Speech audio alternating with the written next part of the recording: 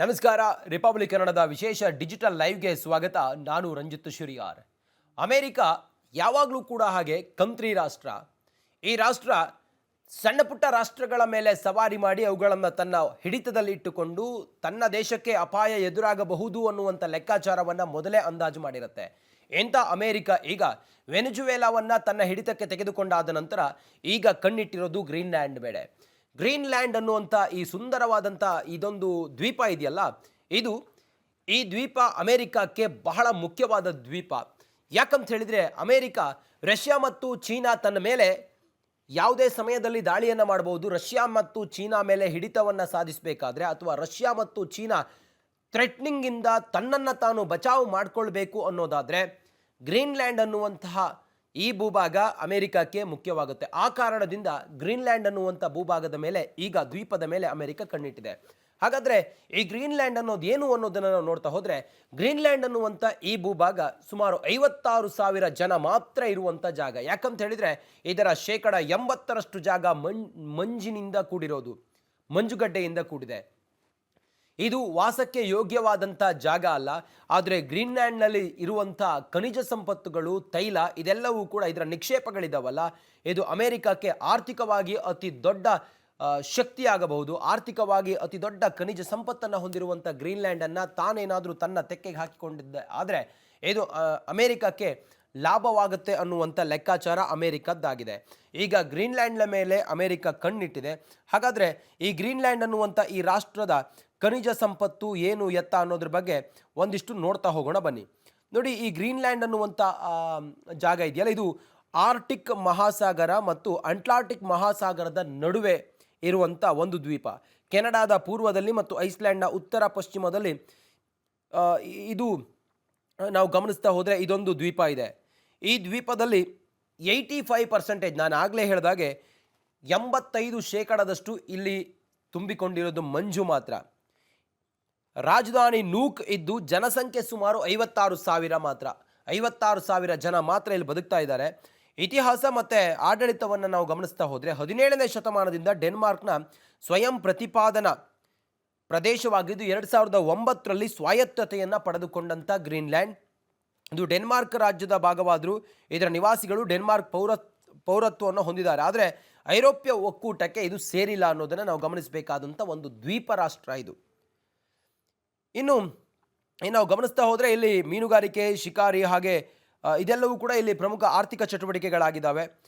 ಕಿನಿಯನ್ ಎಂಬ ಭಾಷೆ ಇಲ್ಲಿ ಮಾತಾಡ್ತಾರೆ. ಇದೆಲ್ಲವೂ ಕೂಡ ನಮ್ಮ ಮುಂದಿರುವಂಥ ವಿಚಾರ. ಆದರೆ ಈ ಗ್ರೀನ್ಲ್ಯಾಂಡ್ ಯಾಕೆ ಮುಖ್ಯ ಅನ್ನೋದನ್ನು ನಾವು ಗಮನಿಸ್ತಾ ಹೋಗೋಣ. ಅಮೆರಿಕಕ್ಕೆ ಯಾಕೆ ಮುಖ್ಯ ಅನ್ನೋದನ್ನು, ಅಮೆರಿಕದ ರಣನೈತಿಕ, ಆರ್ಥಿಕ ಮತ್ತು ಭೂ ಕಾರ್ಯತಂತ್ರದ ದೃಷ್ಟಿಯಿಂದ ಅಮೆರಿಕ ಗ್ರೀನ್ಲ್ಯಾಂಡ್ನ ಮೇಲೆ ಈಗ ಕಣ್ಣಿಟ್ಟಿರೋದು ಅತ್ಯಂತ ಮುಖ್ಯವಾಗಿದೆ ಕೂಡ. ಇದು ಆರ್ಟಿಕ್ ಪ್ರದೇಶದಲ್ಲಿ ಇರೋದ್ರಿಂದಾಗಿ ಅಟ್ಲಾಂಟಿಕ್ ಮತ್ತು ಆರ್ಟಿಕ್ ಸಮುದ್ರಗಳ ನಡುವೆ ನೌಕಾ ಮಾರ್ಗಗಳ ನಿಯಂತ್ರಣಕ್ಕೆ ಅಮೆರಿಕಕ್ಕೆ ಸಹಾಯ ಮಾಡುತ್ತೆ ಗ್ರೀನ್ಲ್ಯಾಂಡ್ ಒಂದು ವೇಳೆ ಅಮೆರಿಕದ ವಶವಾಯಿತು ಅನ್ನೋದಾದರೆ.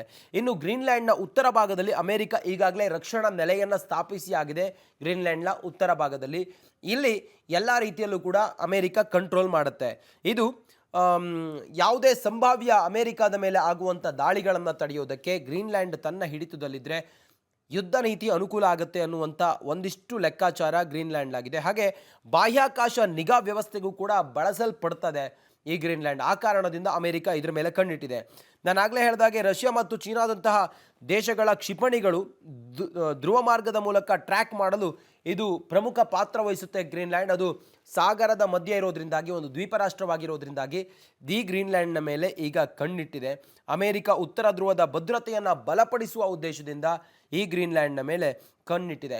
ನಾನು ಆಗಲೇ ಹೇಳಿದಾಗೆ ಅಮೆರಿಕ ಯಾವುದೇ ಲಾಭ ಇಲ್ಲದೆ ಏನೂ ಮಾಡೋದಿಲ್ಲ. ನೋಡಿ, ಅಮೆರಿಕ ಈಗ ಮಾಡೋದಕ್ಕೆ ಹೊರಟಿರೋದು ಅಲ್ಲಿರುವಂಥ ಆರ್ಥಿಕ ಸಂಪತ್ತಿದೆಯಲ್ಲ, ಖನಿಜ ಸಂಪತ್ತನ್ನು ತನ್ನ ತೆಕ್ಕೆಗೆ ಹಾಕಿಕೊಂಡ್ರೆ ತನ್ನ ಆರ್ಥಿಕವಾಗಿಯೂ ಕೂಡ ಗ್ರೀನ್ಲ್ಯಾಂಡ್ ತನಗೆ ಅನುಕೂಲ ಆಗುತ್ತೆ ಅನ್ನೋ ಲೆಕ್ಕಾಚಾರದಿಂದ. ನೋಡಿ, ಈ ದ್ವೀಪದಲ್ಲಿ ಅಪರೂಪದ ಖನಿಜಗಳಿದ್ದಾವೆ, ರೇರ್ ಎರ್ತ್ ಎಲಿಮೆಂಟ್ಸ್ಗಳಿದ್ದಾವೆ. ಹಾಗೆ ತೈಲ, ಅನಿಲ ನಿಕ್ಷೇಪಗಳು ದೊಡ್ಡ ಪ್ರಮಾಣದಲ್ಲಿ ಗ್ರೀನ್ಲ್ಯಾಂಡ್ ಅನ್ನುವಂಥ ಈ ರಾಷ್ಟ್ರದಲ್ಲಿ, ಪುಟ್ಟ ರಾಷ್ಟ್ರದಲ್ಲಿ ಇರೋದ್ರಿಂದಾಗಿ ಇದರ ಮೇಲೆ ಕಣ್ಣಿಟ್ಟಿದೆ. ಇವುಗಳು ಬ್ಯಾಟ್ರಿಗಳು, ಎಲೆಕ್ಟ್ರಾನಿಕ್ಸ್ ಮತ್ತು ಎಲೆಕ್ಟ್ರಿಕ್ ವಾಹನಗಳ ತಯಾರಿಕೆಗೆ ಬಹಳ ಅಗತ್ಯವಾದಂತಹ ವಸ್ತುಗಳಾಗಿರೋದ್ರಿಂದಾಗಿ ಅಮೆರಿಕ ದೃಷ್ಟಿ ನೆಟ್ಟಿರೋದು ಇದೇ ಉದ್ದೇಶದಿಂದ. ಇನ್ನು ರಷ್ಯಾ, ನಾನಾಗಲೇ ಹೇಳಿದಾಗೆ ರಷ್ಯಾ ಮತ್ತು ಚೀನಾದ ಹಸ್ತಕ್ಷೇಪವನ್ನು ಕಂಟ್ರೋಲ್ ಮಾಡಬೇಕು, ಗ್ರೀನ್ಲ್ಯಾಂಡ್ನಲ್ಲಿ ಹಿಡಿತ ಹೊಂದಬೇಕು ಅನ್ನೋದು ಇವರ ಲೆಕ್ಕಾಚಾರ. ನೋಡಿ, ಗ್ರೀನ್ಲ್ಯಾಂಡನ್ನು ಅವರು ತನ್ನ ತೆಕ್ಕೆಗೆ ಪಡ್ಕೊಳ್ಬೇಕು ಅಂತೇಳಿ ಟ್ರಂಪ್ 2026ರಲ್ಲಿ ಅಂದರೆ ಈ ವರ್ಷ ಅವರು ಹೇಳಿದ್ದಾರೆ, ನಾವು ಗ್ರೀನ್ಲ್ಯಾಂಡನ್ನು ಪಡೆಯೋದಕ್ಕೆ ಎಂಥದ್ದೇ ಬೆಲೆ ಬೇಕಾದರೂ ತೆರ್ತೀವಿ ಅನ್ನೋ ಮಾತನ್ನು ಟ್ರಂಪ್ ಹೇಳಿದ್ದಾರೆ. ಬಹುಶಃ ಇದನ್ನು ಅಮೇರಿಕ ಏನಾದರೂ ಹೊಂದಿತ್ತು ಅನ್ನೋದಾದರೆ ಅಮೇರಿಕ ಇನ್ನಷ್ಟು ಸ್ಟ್ರಾಂಗ್ ಆಗುತ್ತೆ. ಗ್ರೀನ್ಲ್ಯಾಂಡನ್ನು ಅಲ್ಲಿ ವಾಸಕ್ಕೆ ಯೋಗ್ಯವೇ ಇಲ್ಲದಂತಹ ಭೂಭಾಗ ಅದು ಸಮುದ್ರದ ಮಧ್ಯದಲ್ಲಿರುವಂಥ ದ್ವೀಪ ಅದು. ಅಲ್ಲಿ ಸುಮಾರು 85% ಹಿಮಗಡ್ಡೆಗಳೇ ತುಂಬಿರೋದ್ರಿಂದಾಗಿ ಅಲ್ಲಿ ಜನ ವಾಸಕ್ಕೆ ಯೋಗ್ಯವಾದಂಥ ಸ್ಥಳ ಅಲ್ಲ. 56,000 ಜನ ಮಾತ್ರ ಗ್ರೀನ್ಲ್ಯಾಂಡ್ನಲ್ಲಿ ವಾಸ ಇದ್ದಾರೆ. ಅವರು ಕಸುಬು, ಮೀನುಗಾರಿಕೆ ಇದೆಲ್ಲ ಬಿಟ್ಟರೆ ಬೇರೆ ಯಾವುದೂ ಕೂಡ ಇಲ್ಲ. ಆದರೆ ಅಲ್ಲಿನ ಖನಿಜ ಸಂಪತ್ತಿನ ಮೇಲೆ ಅಮೆರಿಕ ಕಣ್ಣು ಹಾಕಿ ಈಗ ಗ್ರೀನ್ಲ್ಯಾಂಡನ್ನು ತಾನು ಪಡ್ಕೊಳ್ಳೋದಕ್ಕೆ ಏನು ಬೇಕಾದರೂ ಮಾಡ್ತೀನಿ ಅಂತೇಳಿ ಹೊರಟಿದೆ. ಹಾಗೆ ತನಗೆ ಬದ್ಧ ವೈರಿಗಳಾದ ರಷ್ಯಾ ಮತ್ತು ಚೀನಾದ ಮೇಲೆ ನೇರವಾಗಿ ಸವಾರಿಯನ್ನು ಮಾಡಬೇಕು ಅನ್ನೋದಾದರೆ ಗ್ರೀನ್ಲ್ಯಾಂಡ್ ತನಗೆ ಬೇಕೇ ಬೇಕು ಅನ್ನೋದು. ಹಾಗೆ ಅಮೆರಿಕಾದ ಮೇಲೆ ಆಗುವಂಥ ಸಂಭಾವ್ಯ ದಾಳಿಗಳನ್ನು ತಡೆಯೋದಕ್ಕೆ ಗ್ರೀನ್ಲ್ಯಾಂಡ್ ಒಂದು ಪ್ರಮುಖವಾದಂತಹ ಜಾಗ, ಒಂದು ಕಂಟ್ರೋಲಿಂಗ್ ಜಾಗ ಆಗಿರೋದ್ರಿಂದಾಗಿ ಗ್ರೀನ್ಲ್ಯಾಂಡ್ ಅಮೆರಿಕಕ್ಕೆ ಮುಖ್ಯ. ಮತ್ತು ಗ್ರೀನ್ಲ್ಯಾಂಡ್ನ ಉತ್ತರ ಭಾಗದಲ್ಲಿ ಆಲ್ರೆಡಿ ಈಗ ಅಮೆರಿಕ ತನ್ನ ಸೇನಾ ನೆಲೆಗಳನ್ನು ಹೊಂದಿದೆ. ಜೊತೆಗೆ ಗ್ರೀನ್ಲ್ಯಾಂಡನ್ನು ವಶಪಡಿಸಿಕೊಳ್ಳೋದಕ್ಕೆ ಅಮೆರಿಕದ ಕಾರ್ಯಾಚರಣೆ ಗ್ರೀನ್ಲ್ಯಾಂಡ್ನ ಸುತ್ತಲೂ ಕೂಡ ನಡೀತಾನೆ ಇದೆ. ಡೆನ್ಮಾರ್ಕ್ನ ಭಾಗ ಇದು ಗ್ರೀನ್ಲ್ಯಾಂಡ್. ಬಹುಶಃ ಇದು ಅಮೆರಿಕ ಪಡ್ಕೊಳ್ತು ಅಂತ ಹೇಳಿ ಆದರೆ ಮುಂದಿನ ದಿನಗಳಲ್ಲಿ ಅಮೆರಿಕ ಮತ್ತಷ್ಟು ಸ್ಟ್ರಾಂಗ್ ಆಗುತ್ತೆ ಮತ್ತು ಚೀನಾ ಮತ್ತು ರಷ್ಯಾಗೆ ಇದು ಭಾಳ ಥ್ರೆಟ್ನಿಂಗ್ ಆಗುತ್ತೆ. ನೋಡೋಣ ಡೊನಾಲ್ಡ್ ಟ್ರಂಪ್ ಅವರ ಯುದ್ಧೋನ್ಮಾದ ಯಾವ ಸ್ವರೂಪವನ್ನು ಪಡೆಯುತ್ತೆ, ಯಾವ ಹಂತಕ್ಕೆ ಹೋಗುತ್ತೆ ಅನ್ನೋದನ್ನು ಕಾದು ನೋಡಬೇಕಾಗಿದೆ. ಒಟ್ಟಾರೆ ಗ್ರೀನ್ಲ್ಯಾಂಡ್ ಅಮೆರಿಕ ಪಡೆದುಕೊಳ್ಳಲೇಬೇಕು ಅಂತೇಳಿ ಹಠಕ್ಕೆ ಬಿದ್ದಿದೆ. ಇರಾನ್ ನಡುವೆ ಅಮೆರಿಕ ನಡುವೆ ಒಂದು ರೀತಿಯಲ್ಲಿ ಯುದ್ಧೋನ್ಮಾದದ ಪರಿಸ್ಥಿತಿ ಇದೆ. ಯಾವುದೇ ಸಂದರ್ಭದಲ್ಲಾದರೂ ಕೂಡ ಇರಾನ್ ಮತ್ತು ಅಮೆರಿಕ ನಡುವೆ ಯುದ್ಧ ಆಗಬಹುದು. ಆಲ್ರೆಡಿ ಈಗ ಇರಾನ್ ತನ್ನ ಎಲ್ಲ ನೌಕಾ ಏನಿದೆಯಲ್ಲ ವಾಯು ಗಡಿಗಳನ್ನು ಬಂದ್ ಮಾಡಿದೆ. ಭಾರತಕ್ಕೂ ಕೂಡ ಇದು ಬಹಳ ಸಮಸ್ಯೆ. ಯಾಕಂತ ಹೇಳಿದರೆ ಯುರೋಪ್ಯ ರಾಷ್ಟ್ರಗಳಿಗೆ ಹೋಗಬೇಕು ಅಂತ ಹೇಳಿದರೆ ಇರಾನ್ ಮೂಲಕ ಹೋಗಬೇಕಾಗತ್ತೆ. ಅವೆಲ್ಲವೂ ಕೂಡ ವಾಯುಗಡಿಗಳು ಬಂದಾಗಿರೋದ್ರಿಂದ ಭಾರತದ ಕೆಲವು ಬಹುತೇಕ ಅಂತಾರಾಷ್ಟ್ರೀಯ ವಿಮಾನಗಳು ಬಂದಾಗಿದ್ದಾವೆ. ಇದರ ನಡುವೆ ಅಮೆರಿಕ ಹೇಳ್ತಾ ಇದೆ ನಾನು ಅಂಥ ಒಂದು ಆಲೋಚನೆಯಲ್ಲಿ ಇಲ್ಲ ಅಂತ ಹೇಳ್ತಾ ಇದೆ. ಇರಾನ್ನ ಖಮೇನಿ ಇದ್ದಾರಲ್ಲ, ಸರ್ವಾಧಿಕಾರಿ ಖಮೇನಿ ಅವರ ಆಡಳಿತದ ವಿರುದ್ಧ ಅಂತರ್ಯವಾಗಿ ನಡೀತಾ ಇರುವಂಥ ಹೋರಾಟ ಅದು ಒಂದು ರೀತಿಯಲ್ಲಿ ಜನರನ್ನು ಬಲಿ ಪಡೆದುಕೊಳ್ತಾ ಇದೆ. ಇಲ್ಲಿವರೆಗೂ 3,000 ಜನ ಇರಾನ್ನಲ್ಲಿ ಖಮೇನಿ ವಿರುದ್ಧ ನಡೀತಾ ಇರುವಂಥ ಹೋರಾಟದಲ್ಲಿ ಮೃತಪಟ್ಟಿದ್ದಾರೆ. 300 ಮಸೀದಿಗಳು ಸಂಪೂರ್ಣವಾಗಿ ಈ ಹೋರಾಟದಲ್ಲಿ ಭಸ್ಮವಾಗಿದ್ದಾವೆ. ಇದೆಲ್ಲವೂ ಕೂಡ ಮುಂದೆ ಮತ್ತೊಂದು ಮಹಾಯುದ್ಧಕ್ಕೆ ಕಾರಣ ಆಗುತ್ತಾ ಅನ್ನುವಂಥ ಸೂಚನೆಗಳನ್ನು ಕೊಡುವ ಹಾಗೆ ಕಾಣಿಸ್ತಾ ಇದೆ. ಒಟ್ಟಾರೆ ಏನೇ ಆದರೂ ಕೂಡ ಅಮೆರಿಕ ಜಾಣ್ಮೆಯ ಆಟವನ್ನು ಆಡುತ್ತೆ ಇದೆಲ್ಲದರಲ್ಲೂ ಕೂಡ. ಆದರೆ ಅಮೆರಿಕ ಅನ್ನುವಂಥ ಕುತಂತ್ರೆ ರಾಷ್ಟ್ರ ಇದೆಯಲ್ಲ, ಅದು ಏನು ಮಾಡೋದಕ್ಕೂ ಹೇಸೋದಿಲ್ಲ. ತನ್ನ ಅನುಕೂಲಕ್ಕಾಗಿ ಏನು ಬೇಕಾದರೂ ಮಾಡುತ್ತೆ ಅಮೆರಿಕ. ಈಗ ಗ್ರೀನ್ಲ್ಯಾಂಡ್ ಮೇಲೆ ಕಣ್ಣು ಹಾಕಿದೆ, ಇರಾನ್ ಮೇಲೂ ಕೂಡ ತನ್ನ ವಕ್ರ ದೃಷ್ಟಿಯನ್ನು ಬಿತ್ತಿದೆ. ಹಾಗೆ ನಾನು ಆಗಲೇ ಹೇಳಿದಾಗೆ ಕೆಲವು ಸಣ್ಣ ಪುಟ್ಟ ರಾಷ್ಟ್ರಗಳನ್ನು ತನ್ನ ತೆಕ್ಕೆಗೆ ತೆಗೆದುಕೊಂಡಿದೆ. ತಾನು ಹೇಳುವ ಹಾಗೆ ಕೇಳುವಂಥ ಸರ್ಕಾರವನ್ನು ಬೇರೆ ಸಣ್ಣ ಪುಟ್ಟ ರಾಷ್ಟ್ರಗಳಲ್ಲಿ ಮಾಡಿದೆ. ಭಯೋತ್ಪಾದಕರಿಗೆ ಸಪೋರ್ಟ್ ಮಾಡ್ತಾರೆ. ಅದ್ರ ಜೊತೆಗೆ ಇವರಿಗೆ ಅನುಕೂಲ ಆಗುತ್ತೆ ಅನ್ನೋದಾದರೆ ಇವರು ಸಪೋರ್ಟ್ ಮಾಡಿರುವಂಥ ಇತಿಹಾಸಗಳು ಕೂಡ ಇದ್ದಾವೆ.